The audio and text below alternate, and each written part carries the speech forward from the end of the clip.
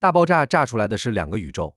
是的，你沒聽錯，我們現在所處的這個宇宙可能不是唯一的，甚至大爆炸那一刻炸出來的根本就不是一個宇宙，而是2個，一正一反，就像鏡子裡的你我一樣。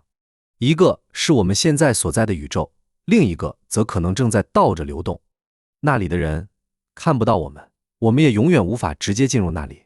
但某些極其神秘的粒子可能已經穿越過2個宇宙之間的邊界，而這一切的起點居然來自南極上空的一場詭異實驗。2016年，在南極洲上空約35公里的平流層，一顆巨大的科研氣球緩緩漂浮着。它搭載的是 NASA 支持的 Anita 實驗裝置。這個名字聽起來普通，但它的任務極其瘋狂，監聽宇宙中最高能量粒子的回聲。因為南極幾乎沒有無線電干擾，也很少有人類活動，所以這裡被認為是觀測宇宙高能粒子的最佳地點之一。原本科學家想尋找的是來自宇宙深處的高能中微子，結果他们卻聽到了一個完全不該出現的聲音。Anita 探測到了一種套中微子，問題在於這個粒子不是從太空射向地球，而是從地球內部向太空飛出去的。這意味着什麼？意味着它穿透了整個地球，但按照現代粒子物理學理論，這幾乎不可能。因為套中微子雖然神秘，但在如此高能狀態下，它與物質發生作用的概率會急劇增加。簡單來說，地球對它來說不再透明，它不可能像幽靈一樣輕鬆穿過12700公里厚的地球。更詭異的是，這種異常現象還不止一次，阿妮塔連續數年都觀測到了類似信號。一時間，整個物理學界都炸了，有人懷疑是儀器誤差，有人懷疑是數據算法問題，還有人認為這可能只是南極冰層中的特殊反射。但偏偏有一個人卻從中看到了另一種可能，他叫尼爾·圖洛克 （Neil Turok）。這個人很特別，他出生於南非白人家庭，但父母卻是堅定的反種族隔離運動支持者。童年的他長期跟隨父母流亡、遷徙，躲避政治壓力。也許正因為這種成長經歷，他始終對另一個世界抱有強烈好奇。後來，他成為理論物理學家，並長期研究宇宙起源問題。而他最著名的觀點就是 CPT 對稱宇宙。什麼意思？簡單說，在圖洛克看來，大爆炸並不是宇宙的開始，它更像是一面鏡子。鏡子的一邊是我們的宇宙，鏡子的另一邊則是一個與我們完全對稱的反宇宙。這個宇宙中的時間是反向流動的，你沒聽錯。如果我們宇宙的時間箭頭是從過去走向未來，那麼那個宇宙裡的生命感受到的時間方向可能恰恰相反。而所謂 CPT 分別代表電荷、電性與時間繁衍。在現代物理學中， CPT 對稱幾乎被認為是一條非常深層的宇宙法則。很多物理方程在進行 CPT 變換後依然成立。於是圖洛克提出一個大膽猜想，也許宇宙誕生時，為了滿足這種最根本的對稱性，大爆炸同時創造了2個宇宙，一個向前，一個向後，而 Anita 發現的異常中微子可能正來自那個時間反向的宇宙。為什麼？因為 Anita 探測到的部分信號呈現出右手性。這裡要解釋一下，中微子有一種非常奇怪的性質，叫手性。目前我們已知宇宙中的絕大多數中微子都是左手性的，也就是說，它們的自旋方向和運動方向之間存在固定關係。但如果出現右手中微子，就意味着它可能屬於一種我們從未真正發現過的新物理。而在图洛克的模型裡，对称宇宙中的中微子恰好應該是右手性的。於是，一切似乎突然串起來了，來自反宇宙的粒子穿越宇宙邊界，逆着時間進入我們的世界，聽起來像科幻電影，對吧？但真正讓科學界震動的，並不是這個故事本身，而是它居然在數學上成立。圖洛克團隊後來發表論文，提出所謂無暴脹宇宙模型。因為傳統宇宙學裡，為了解釋宇宙為何如此平坦均勻，科學家不得不引入一個極其誇張的階段——宇宙暴脹。也就是在不到1秒的時間裡，宇宙突然膨脹了無數倍。問題是，暴脹理論雖然能解釋很多現象，但始終缺少直接證據。於是圖洛克嘗試繞開暴脹。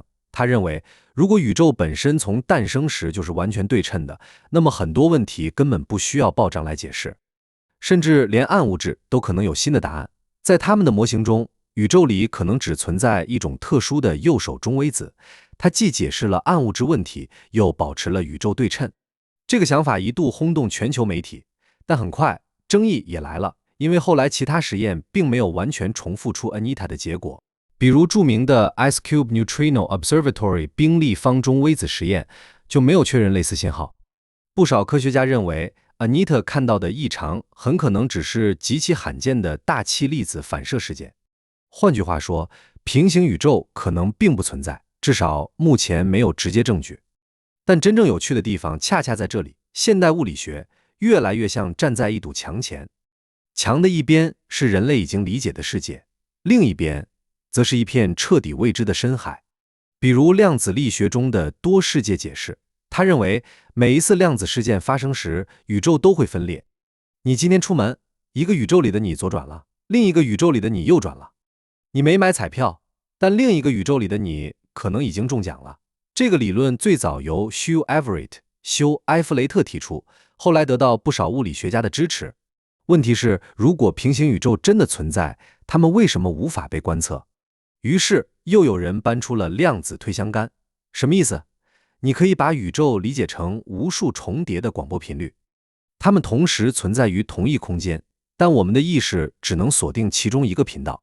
就像收音機，空氣中明明存在無數電台信號，但你每次只能聽到一個，其他頻率並不是消失了，而是你接收不到。諾貝爾物理學獎得主 Steven Weinberg 史蒂文·溫伯格就曾用類似比喻解釋過平行宇宙問題。也就是說，也許另一個宇宙此刻就和你重疊在同一個房間，甚至就在你的鼻尖前，只是你永遠無法感知，因為你們不在同一個量子頻道上。而中微子也許是少數能跨越頻道的存在，它幾乎不與物質發生作用，每秒鐘都有數萬億個中微子穿過你的身體，你感覺不到，牆壁擋不住它，地球也很難擋住它，它像宇宙中的幽靈。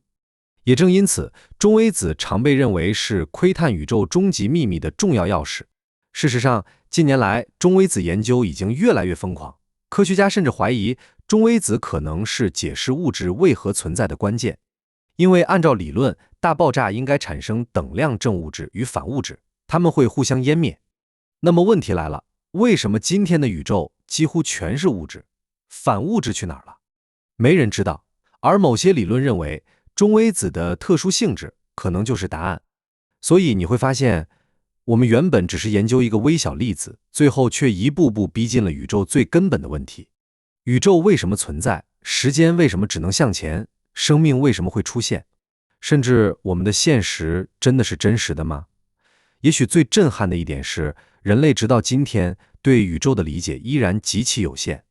現代天文學估算，普通物質只佔宇宙總質量能量的大約 5%， 剩下 95% 是暗物質與暗能量，而我們根本不知道它們是什麼。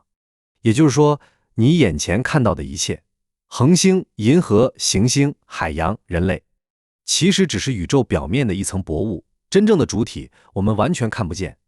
所以從某種角度來說，平行宇宙聽起來離譜，但它未必比暗能量更離譜。至少科學史已經無數次證明，人類認為不可能的東西，後來往往只是因為我們暫時看不懂。19世紀，人們覺得看不見的無線電波是魔法；20世紀，人们覺得量子糾纏違反常識。而今天，量子通信已經成為現實，也許未來某一天，人類真的會證明，大爆炸並不是孤獨地創造了一個宇宙，而是像鏡子一樣，在宇宙誕生的一瞬間，同時點亮了兩邊，一個向未來奔跑，一個向過去墜落，而我們只是站在鏡子這一側的觀察者。至於另一邊究竟是什麼，也許答案正藏在那些穿越黑暗而來的中微子裡。這裡是宇宙之思，宇宙很大，人類很小，但是探索星辰大海，我們從未停步。